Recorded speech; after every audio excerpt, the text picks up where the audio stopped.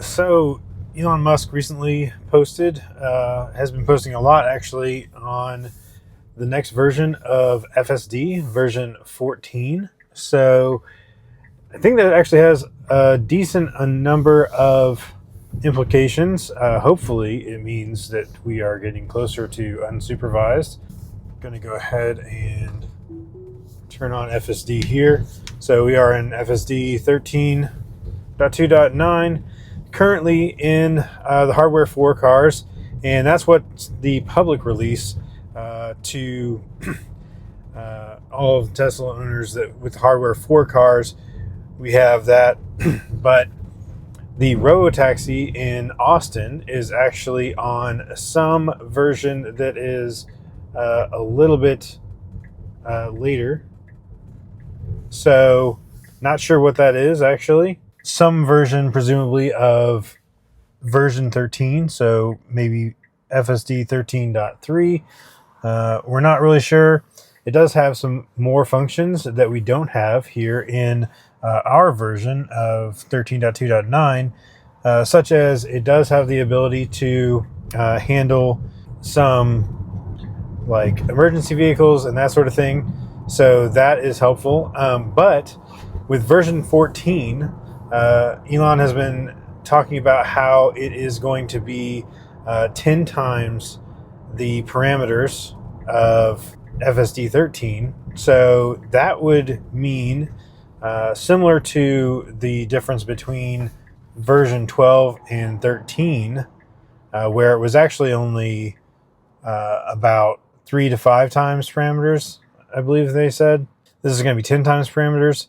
It should have a similar gain in amount of miles driven between disengagements.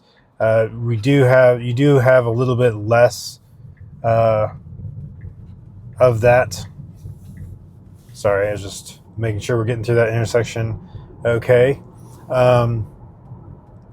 Anyway, there are diminishing returns for the parameter count, but what the parameter count actually means for version 14 is that it's actually able to account for that many more situations. So there's that many more things that the neural nets can actually look at and account for, meaning we should have additional functionality. It should be able to take into consideration many more situations or edge cases, and with that, hopefully that will get us closer to unsupervised, because really I'm hoping that it is actually going to be unsupervised everywhere, because with the Robotaxi being on some version of 13 already being basically unsupervised, I mean they have supervisors there, but basically with version 13 or some later point release of 13, it's unsupervised.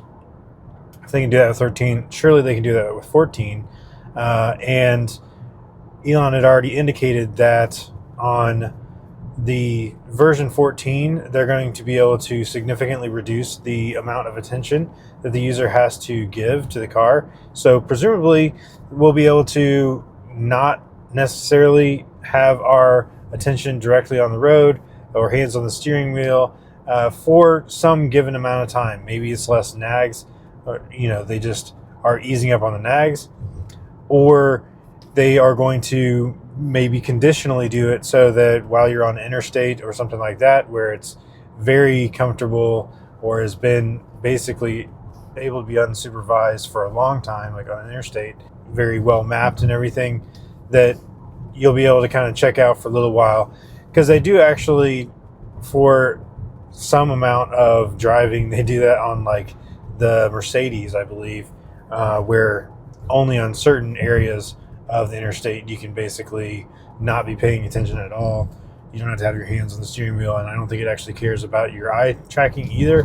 But it's a very limited amount of roads that actually allow that. So hopefully we'll get something like that with this next update, and then as they get further along, hopefully they'll be able to get further updates where maybe on the interstate they just say, okay, you don't have to really pay attention unless we say you have to pay attention.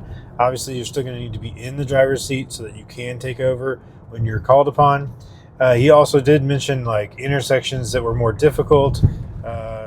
Maybe they don't have validated mapping of that intersection, and so they feel less comfortable with that, the performance in that intersection.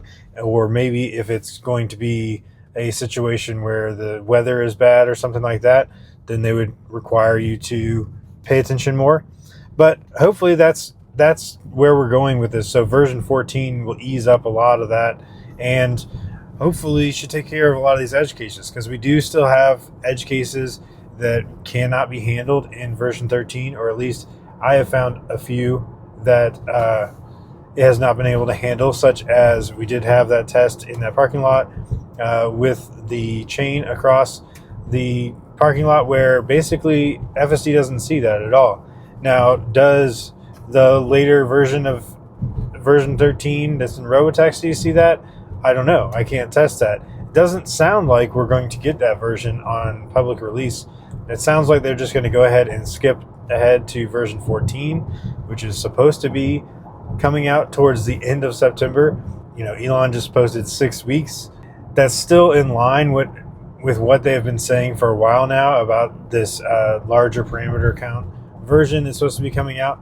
But, you know, take all of those with a grain of salt as far as talking about timelines. But version 14 could be the one that gets us to unsupervised in wide release, and it is definitely looking good for that because of the fact that they're rolling out Robotaxi in expanded areas. So they've expanded Austin twice now already, and it's only been 2 months. It hasn't even been 2 months quite yet.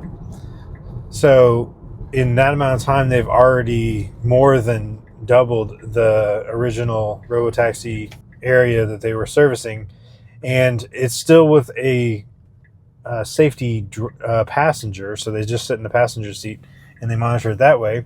But then they also opened up a ride-hailing service now in San Francisco Bay Area, I believe, which is a rather large area, but it is with a safety driver. So they actually don't have the number of miles on autonomous driving in order to be able to not have a safety driver. Based on jurisdiction there, they have to have, I think it's 50,000 miles proven on autonomous driving in order to be able to take out the safety driver. We'll see what they do, but I think with the large area they have there and their plan to scale that to over 100 cars as soon as they possibly can, they'll probably get to that 50,000 miles sooner rather than later, which is great. So that's another area that they have. So they have California, they'll probably do, maybe they'll do LA, and then they have Austin. They'll probably continue to expand Austin and hopefully get some more vehicles there and do more of a wide release to the public, because right now it's invite only. So I think they need to start expanding more and more invites in that somehow. But I don't know, obviously they're gonna have more vehicles to service that amount of area when you're talking about releasing it to more people, because as I understand it right now, they've added a few cars in Austin, but they still have really not very acceptable wait times. So it's definitely, they're going to have to get more coverage in that area in order for the service to actually be well used by the public. But anyway, so I just wanted to talk a little bit about version 14, what we are expecting to see from it, and hopefully get some of those edge cases taken care of. And for sure, I'm going to be doing testing as soon as I get any FSD update. But I mean, version 13, super great. I mean, right now, I've just had it on FSD the whole time and haven't had to intervene or disengage it at all. So it's pretty common to be a zero intervention drive on most of my drives lately. So, and that's not even the Robotaxi version. It's out in Austin. So it's looking good. Anyway, that's it for this one. Thanks so much for watching, and we'll catch you on the next one.